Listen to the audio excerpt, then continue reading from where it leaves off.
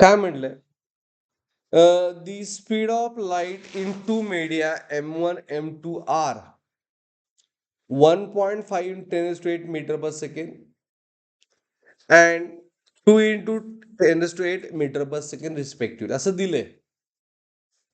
If light undergoes total internal reflection, the critical angle between two media is. Okay, बघा ह्यामध्ये काय दिलंय? दोन मीडिया दिल्यात आणि त्याचा वेलॉसिटी दिले.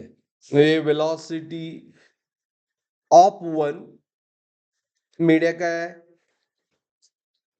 वेलॉसिटी किती आहे? 1.5 इंटू 10 रेज टू 8.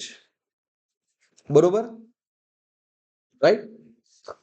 आणि दुसरी वेलॉसिटी कुठली आहे? 2 इंटू 10 रेज टू 8. कुठली वेलॉसिटी जास्त आहे? V2.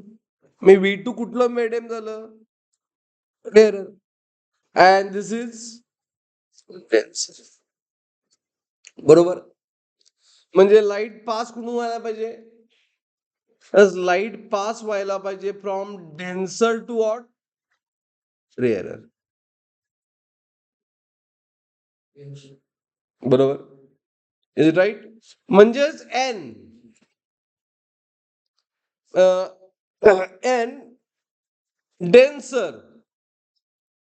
N denser upon n rarer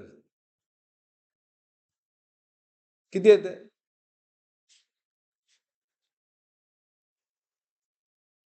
inverse relation V2 by V1,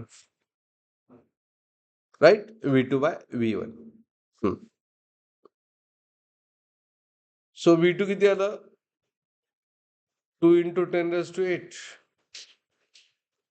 and V1 1.5 into 10 raise to 8. बरोबर ना? म्हणजे it is 4/3.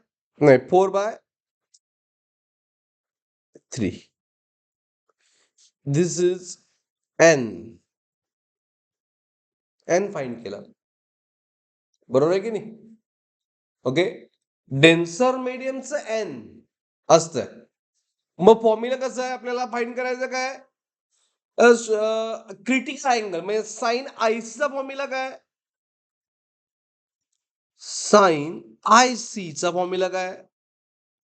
1/n of denser medium. बरोबर आहे की नाही? मग डेन्सर मीडियमचं एन किती आहे?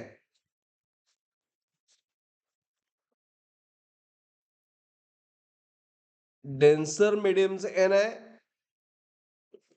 4/3. बरोबर ना?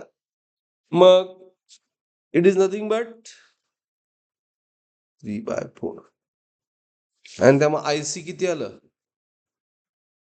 Sine inverse of 3/4. Sine inverse of 3/4. Nothing but option A.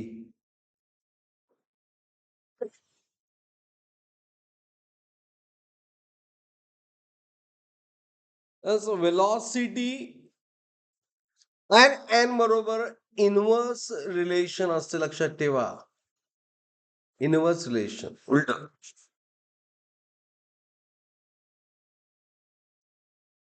तुम्हाला प्रॉब्लेम काय ना?